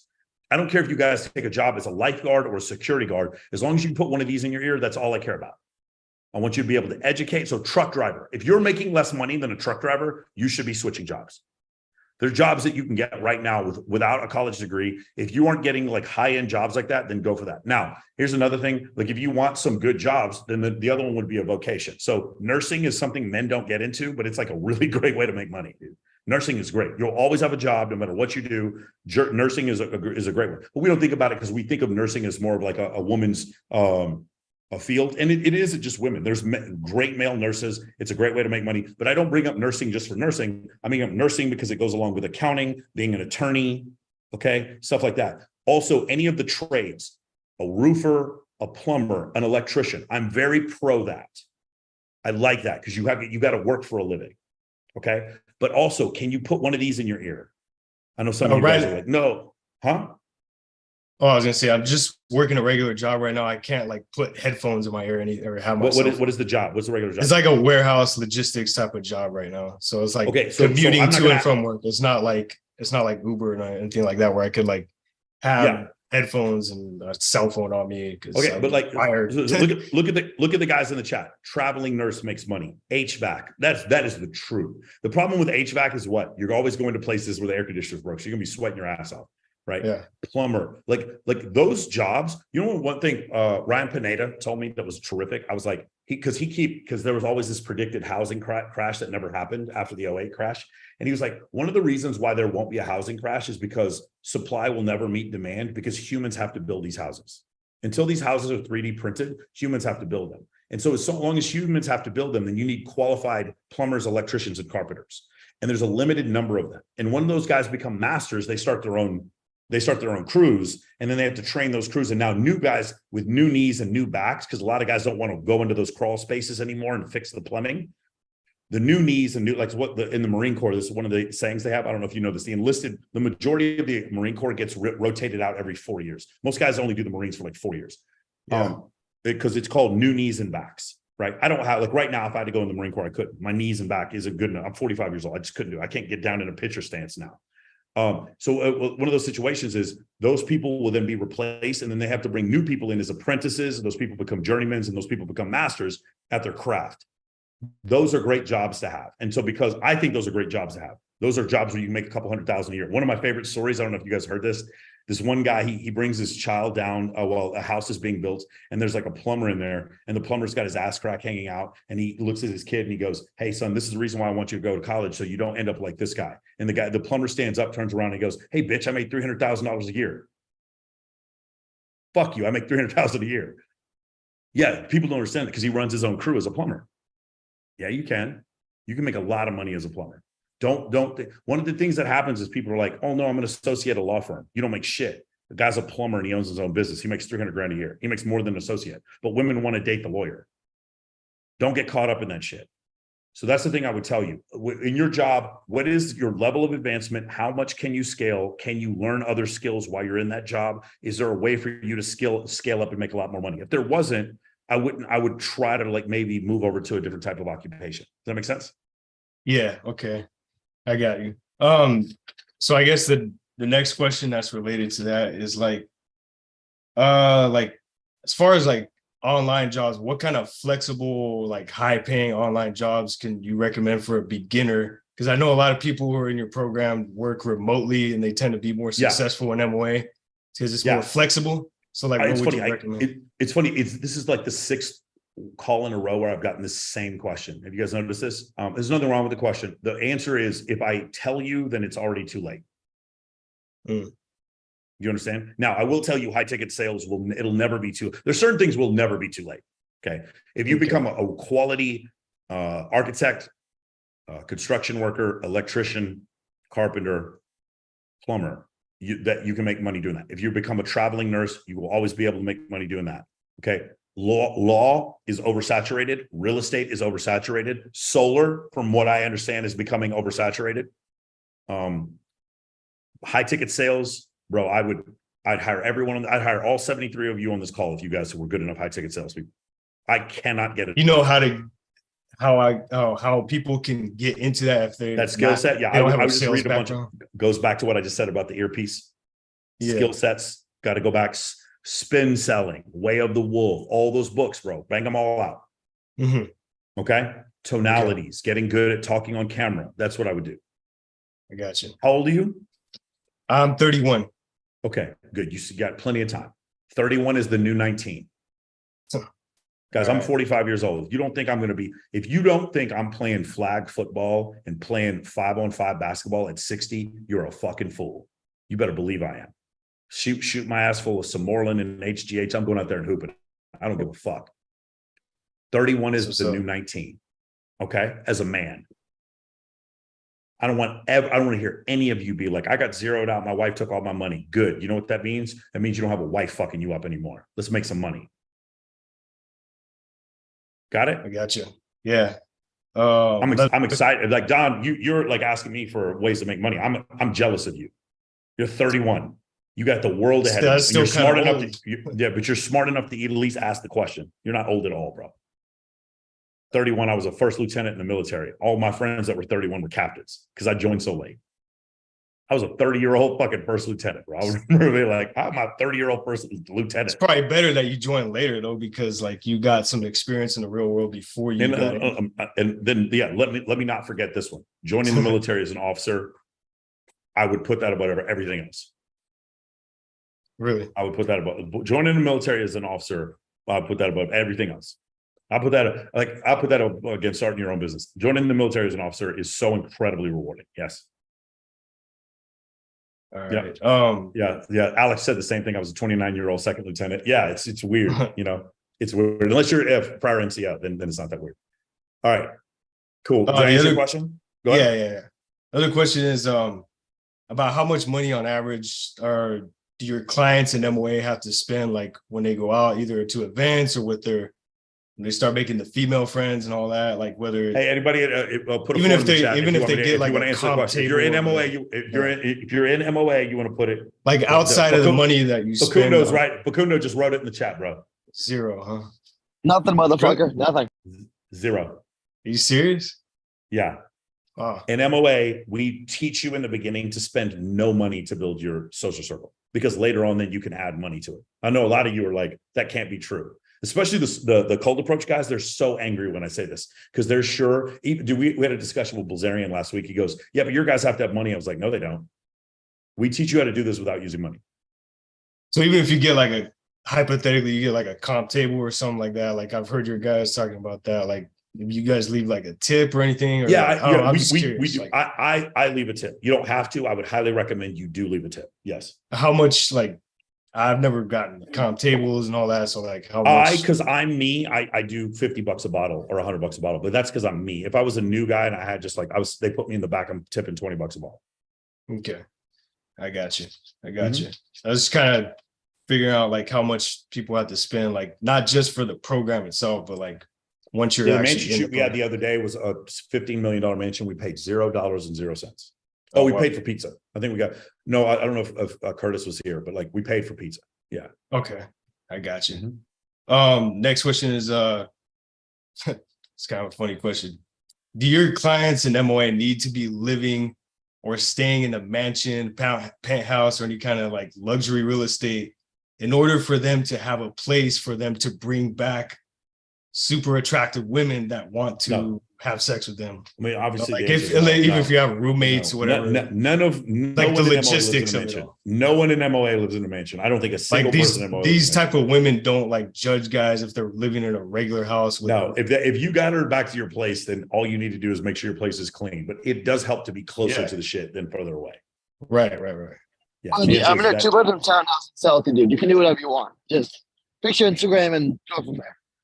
Yeah. Right. Yeah, I've been working on the Instagram I'm in Corey's PBCP or personal brand creator program or whatever. So been working on that. Couple more questions.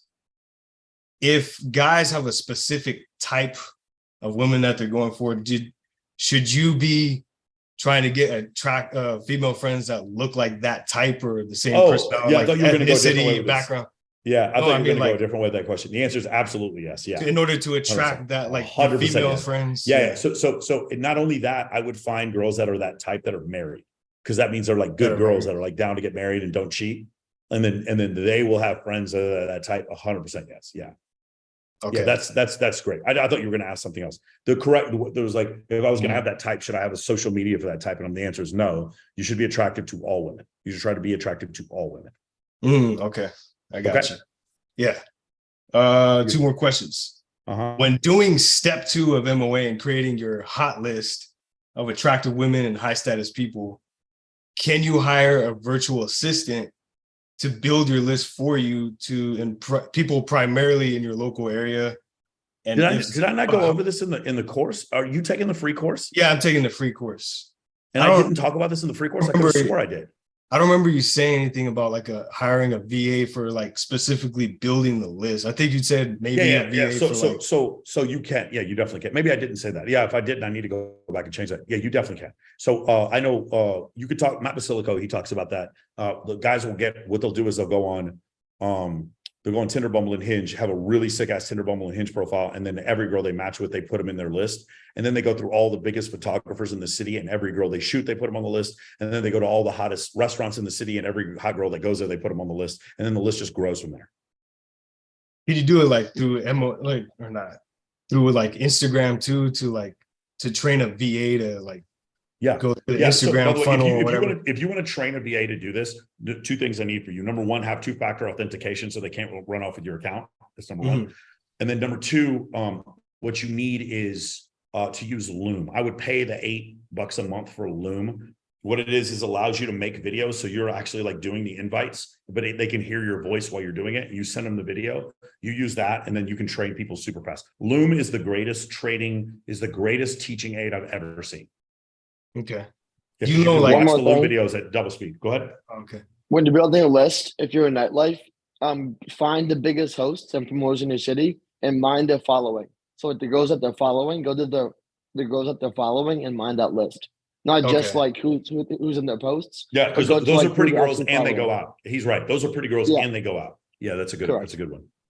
You checking like geotags with like the attractive women and the geotags? You do everything, bro. Everything. I'm just saying it's an easy way to do it. Yeah. Okay.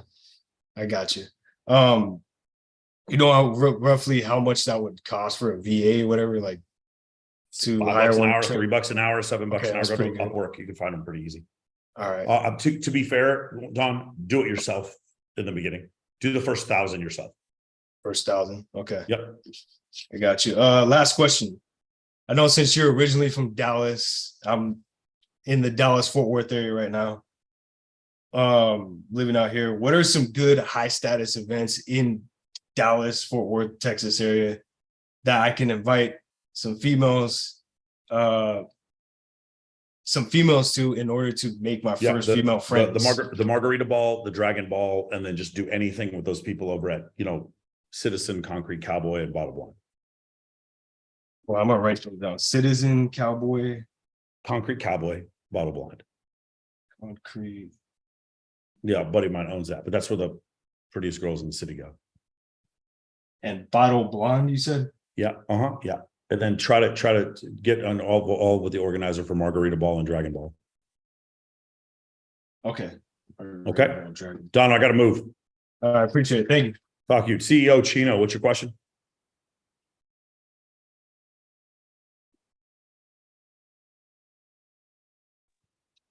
Can you hear me? You sure can. How you doing, bro? Let me just get this light working. All right, cool.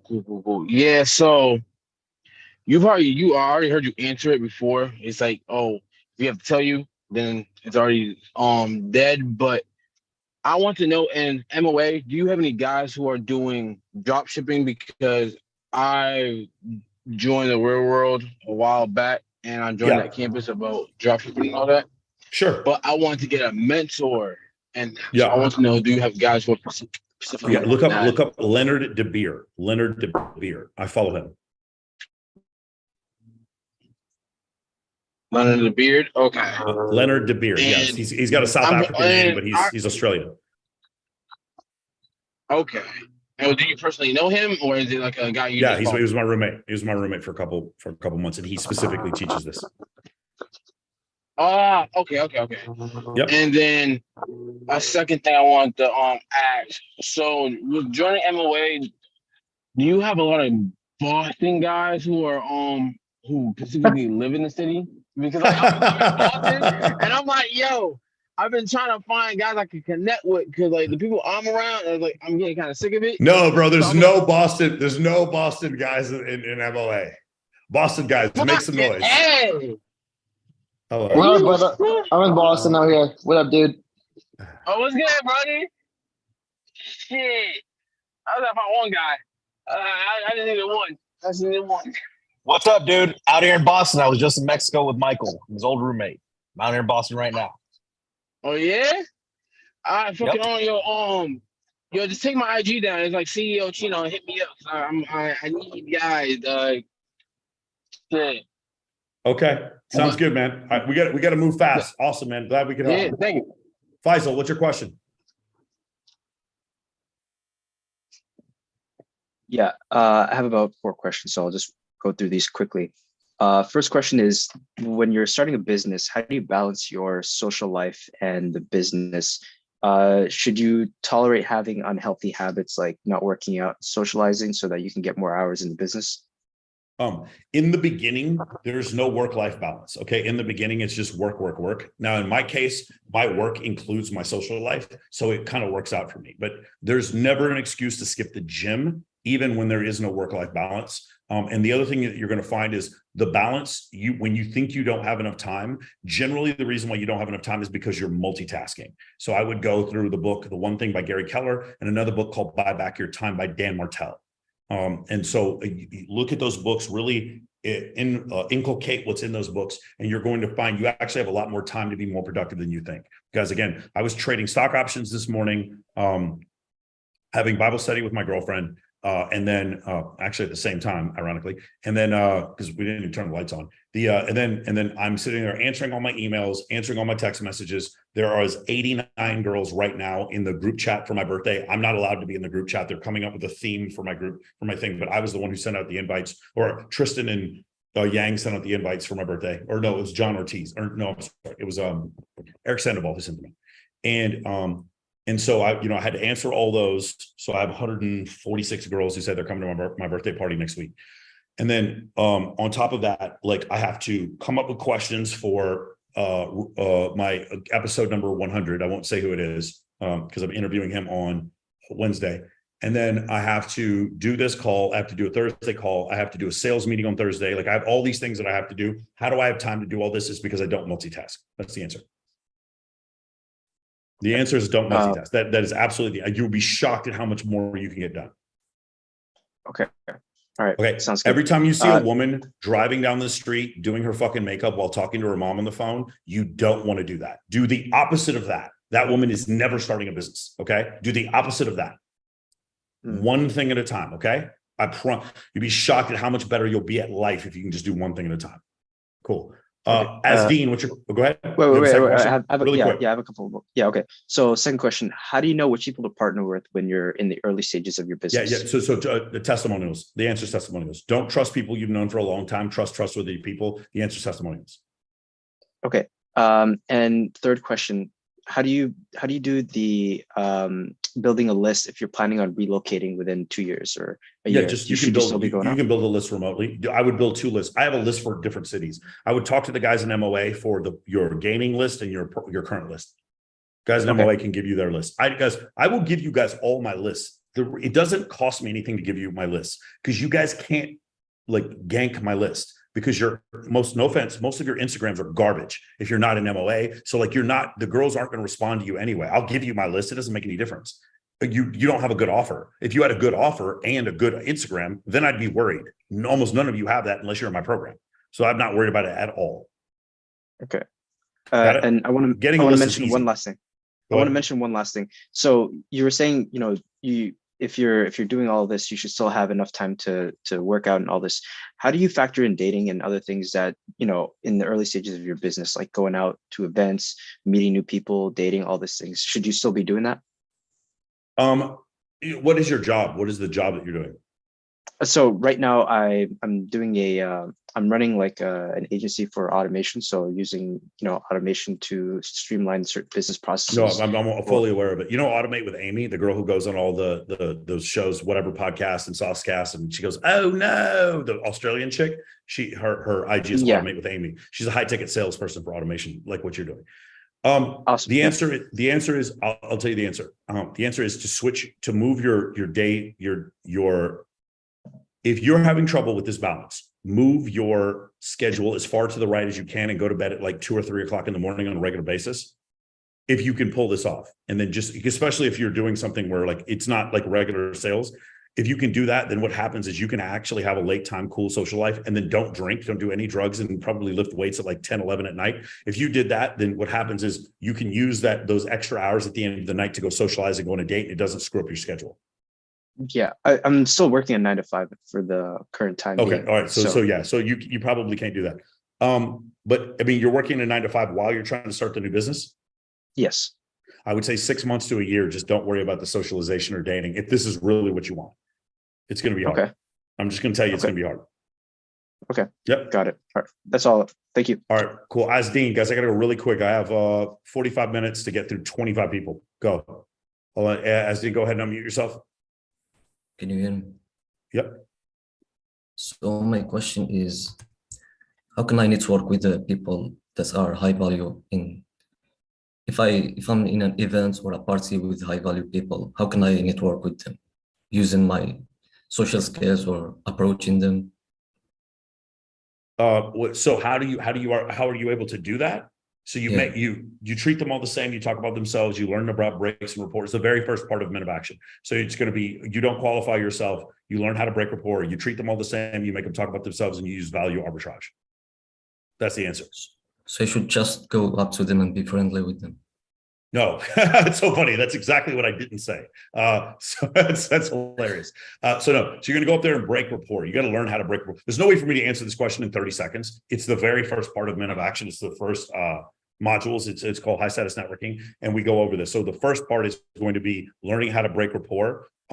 The second, maybe I can go over this in modules in the free group. But the first part is learning how to break rapport, meaning learning how to subvert expectations so people notice you. So for instance, I always have a plan in my head. If I ever met Elon Musk, I know exactly what I would say to him. I would start talking to him about material physics and Mars. I would not talk to him about being rich or dating Grimes or anything to do with Tesla. I would talk to him about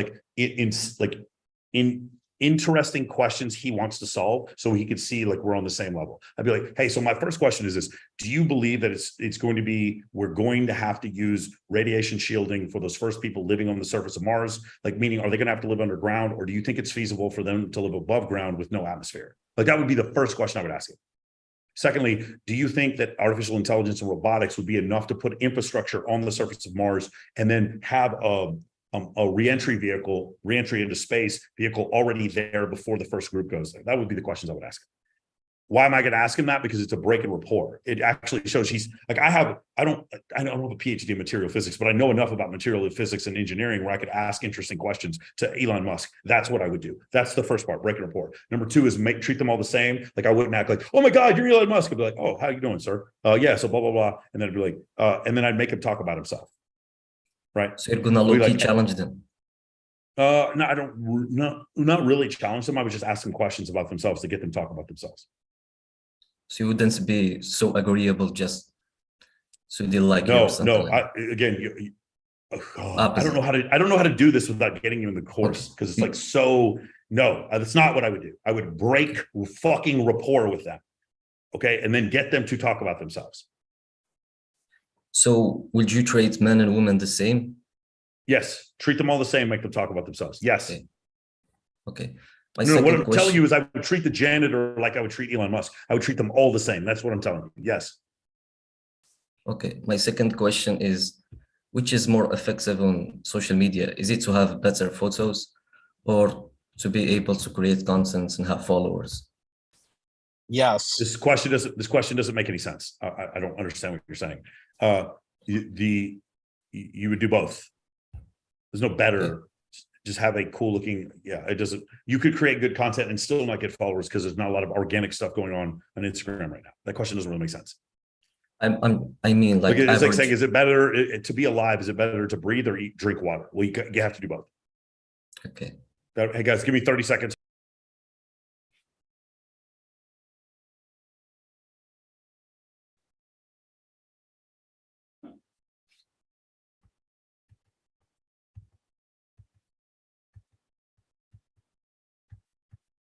All right, let's keep going. Go ahead? Can I explain my points? So my point is to have like average photos, but you still have some content, some followers. No, there's no average photos. Ready? There is excellent photos or shit. There's no average. Okay. So you can't get away with this. You should have. There is no middle class for men anymore. There is no, say it to yourself, guys. There is no middle class for men anymore. Because those middle class men, the women that they were going to get, the middle class women are fucking athletes and movie stars now that they meet on social media. There is no middle class for men anymore. You must strive for excellence. Got it? Yes. Beautiful. So when I'm around like high status people and I'm trying to network with them, after I'm being like disagreeable, breaking reports. Again, one more time, not disagreeable. Oh God, I don't know what to do here. Because I need you to take the course. Like you keep getting it wrong. Like you keep answering like you're a pickup artist. I didn't say this would be disagreeable. I said break rapport. You subvert expectations. Okay, being disagreeable could be a way to do it, but it's like, oh God, I don't know. It's not the only way. No, it's not the only way. Yeah. Just Ozzy, have you looked into the program? Have you looked into the program? I've seen, I didn't complete it, but I've seen some of it. Yeah, it's impossible for me to explain this because it's like so nuanced. The best way to explain it is treat them all the same, make them talk about themselves, break and rapport, use value arbitrage, which is connector, suggester, content creator, and the 4 types of breaks and rapport that we describe in the program. That's the best way I can explain it. Huh? When should I be exchanging Instagram with them? When should you exchange Instagram with them? If they want to talk to you again? Okay. So I evaluate the interaction and then see if you're looking for like a 30-second answer in something that takes about 10 hours to explain. Okay. Can you do something? Can you get Tristan's information and Tristan will break down every single thing that I just explained? Asdean. Yes. Can you talk to Tristan? Is he in the? You just talked to him. He's a student. He's at Harvard right now. He's a student at Harvard.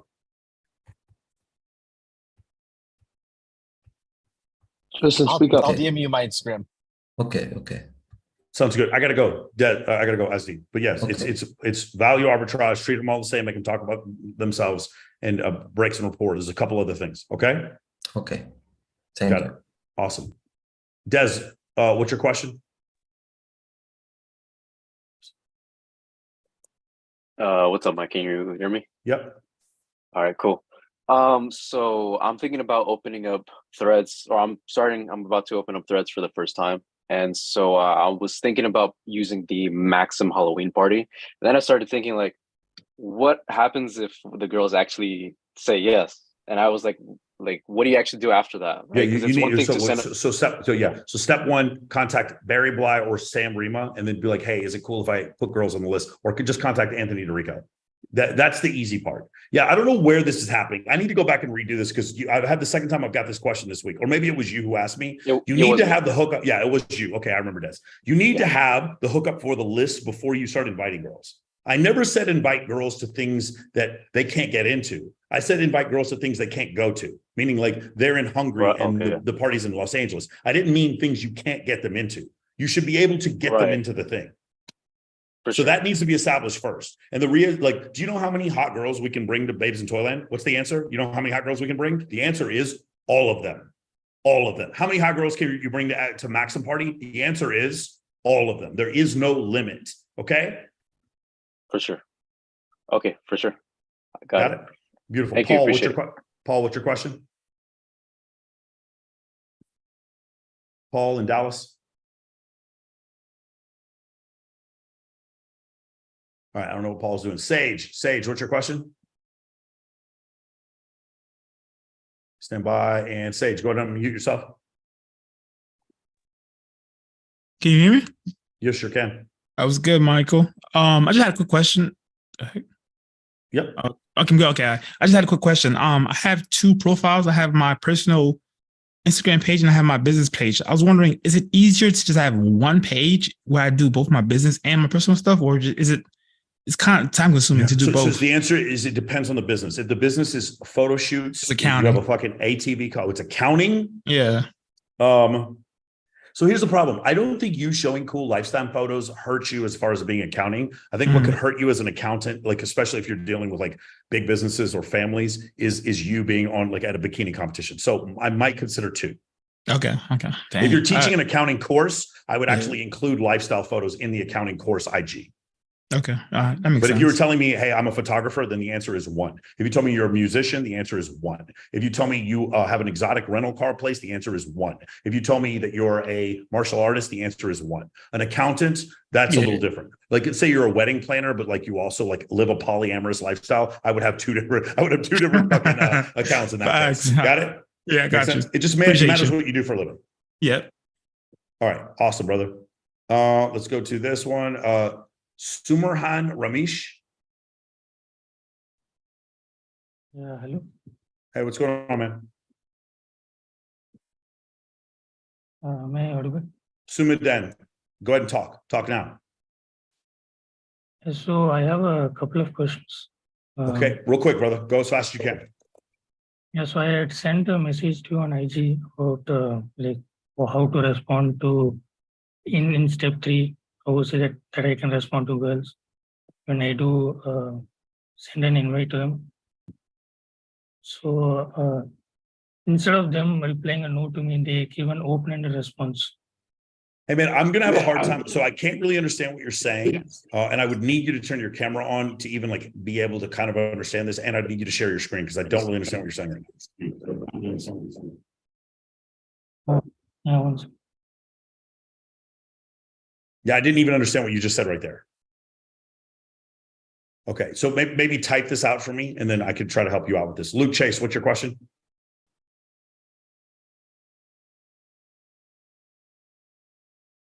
What's up, Mike? All right, so I'm reading the setup right now, and I know Dan talks about doing like 10 shots in an hour. I do a lot of group dates. Five. Let's not put Dan in jail. 5. Yeah, okay, yeah, now, 5 shots. What are your thoughts on that and doing that at like mass, like in volume? Like, have you ever tried that? And like, are we talking about shots of tequila? Just any kind of shot, like really quick. Let me say this. I do not stand by requiring individuals to drink ever. I don't stand by it. I don't discourage it, but I don't encourage it either. If the question is, would it work? Like, for instance, you were coming to me like, hey, Michael, this guy came up to this girl and he had a bunch of cocaine and she wanted to do blow. Is that an effective way for him to sleep with her? The answer is obviously yes. Would I recommend doing it? The answer is no, because it's illegal. Okay. Is it a good idea so basically what Bilzerian said is he does a 5 for 5, which basically he tells a girl, I'll give you $500 if you can swallow 5 shots in the next 5 minutes. And he's like, and without throwing up, if she throws up, you don't have to give her the money. And if she doesn't throw up, this girl's in your house who just did 5 shots of tequila. Figure it out. I'm not going to personally recommend that. Do I think it would work? I absolutely know it would work, but I'm not going to personally recommend. All right. Can you turn the recording off for one? You understand? No, I can't because we're on YouTube. Right. Okay. I cannot okay. personally recommend it because we're on My YouTube. question is when you do it, when you're reading the Bible and a girl says no the first time, and then you talked about being persistent and trying again, and the setup then just walks away and takes a sleeping pill. So what would you say is the balance between like keeping your value and like trying to get something after 3 tries? I would include like maybe 5 minutes away and then go back to trying to read the Bible. Maybe 5 to 8 minutes of just completely nothing, and then go back to, and then after that, then I would do the sleeping pill and go to sleep. Like you just have to, you need to live. Like Dan told me something. I can't believe I haven't brought this up. So this is a new thing. I'm going to put this in MOA. On first date, when you're going out with a girl, you need to talk to her like she has chlamydia. Okay. It's funny because you know it would work. Just basically your conversation with her, you're looking at her, she's really pretty, but you're just like you just know something's wrong. Stand by, give me 5 seconds. That's fucking hilarious. Okay. All right. I would try that. Awesome. That's it.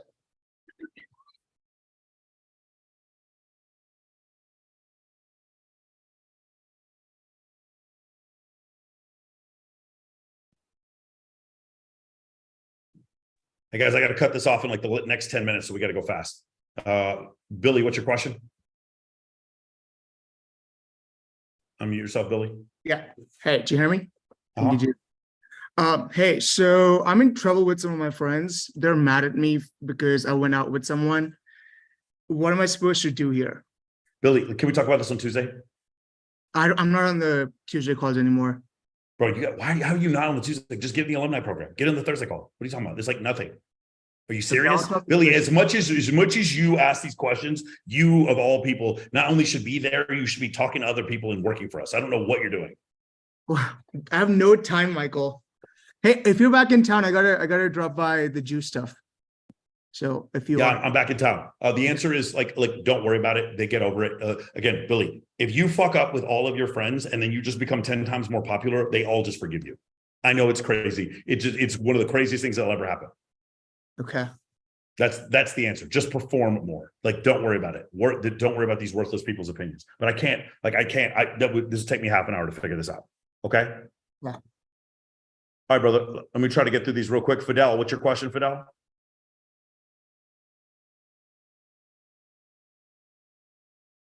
Fidel, go ahead and unmute yourself. There you go. Can you hear me? Uh-huh. Hey, brother, just real quick. Don't really have a question. Just been following you for a long time. I want to say I'm a huge fan and you're the fucking man. And I can't wait to meet you when I go out to Vegas. Awesome. You coming this week or this month or next month?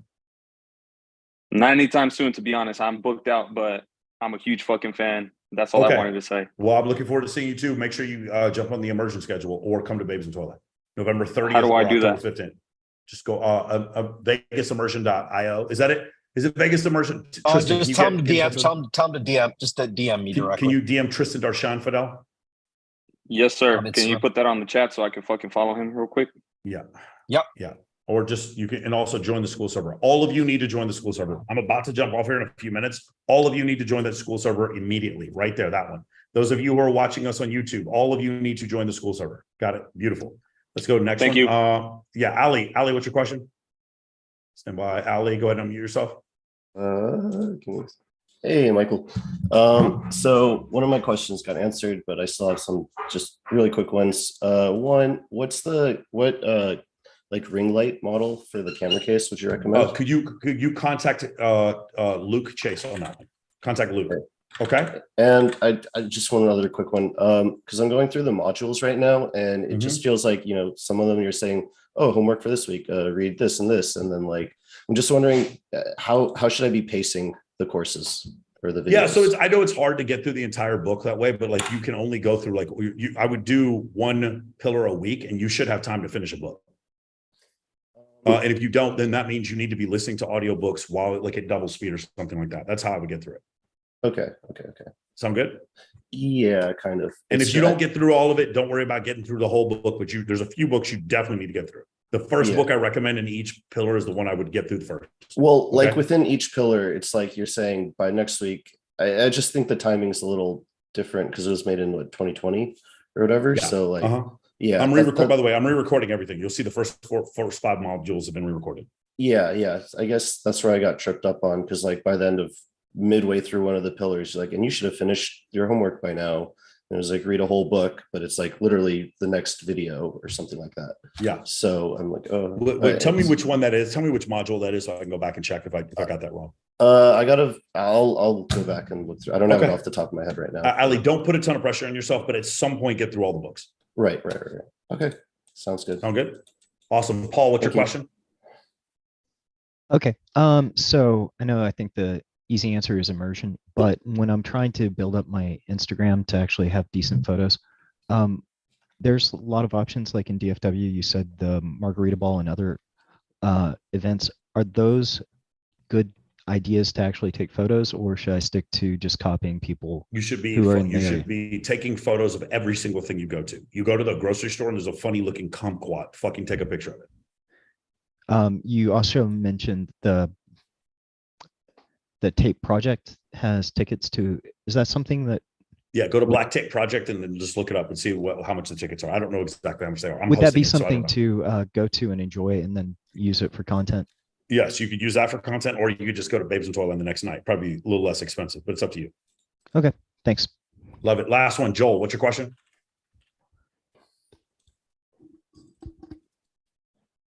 Hey, Mike, 2 questions. 1, why does a Disney trope exist? And then 2, why don't girls make the first move? Why does the Disney trope exist? Yeah. It has to do with like egalitarian nature of society. Basically, the concept of like throughout history, men have had to conduct more violence and build society, and in doing so, they've been allowed more privilege. And then once we get to women's suffrage and the advent of the birth control in Title IX, things sort of overcorrected in the opposite direction. And in doing so, one of the things that happened is that Disney, mainstream media, churches, etc., started having a little bit more of a feminization of their message. And by the way, in the beginning, I agree with it. Like, for instance, women's suffrage is something women should have fought for. I don't have a problem with that. Like, for instance, a man, if he beats his wife, he should go to jail. That used to not be against the law. Raping your wife should be against the law. In some states, it wasn't. There's also states in this country right now where it's like a man and a woman of different races were not allowed to marry in the state of Arkansas until the year 2000. Look it up, bro. Like, we have some antiquated laws in the books. There definitely needed to be some level of reform. What happened, though, is things went so far in the opposite direction that now we have 68% of college graduates are women.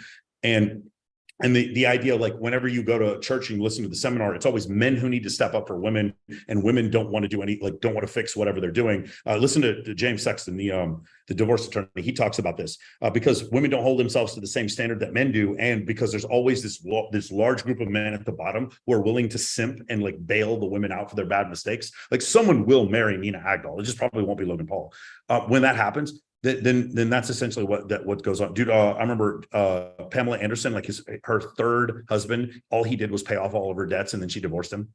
Like, stuff like that. Someone will always simp out. And so that's the reason why it's like people just don't want to take accountability for their behavior. And it doesn't feel good, this concept that like men actually may be more suited to be a firefighter and a military officer and a fucking police officer than a woman will. And when you say those kind of things, it doesn't feel good. It doesn't feel egalitarian. So that's where a lot of these tropes come from. Why do women not make the first move? The general, there are many answers, but the general answer is we have 17 times as much testosterone as women do. So, like, for instance, for most part in my life, I usually don't make the first move because I put myself in situations where there's just a massive imbalance of more women than men. But for the most part, most of the time, men are going to make the first move because they just have more.